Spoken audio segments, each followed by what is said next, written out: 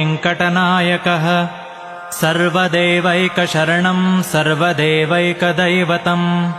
समस्तदेवकवचं सर्वदेवशिखामणिः इतीदं कीर्तितं यस्य विष्णोरमिततेजसः त्रिकाले यः पठेन्नित्यं पापं तस्य न विद्यते राजद्वारे पठेद्घोरे सङ्ग्रामे रिपुसङ्कटे भूतसर्पपिशाचादिभयं नास्ति कदाचन अपुत्रो लभते पुत्रान् निर्धनो धनवान् भवेत् रोगार्तो मुच्यते रोगात् बद्धो मुच्येत बन्धनात् यद्यदिष्टतमं लोके तत्तत् प्राप्नोत्यसंशयः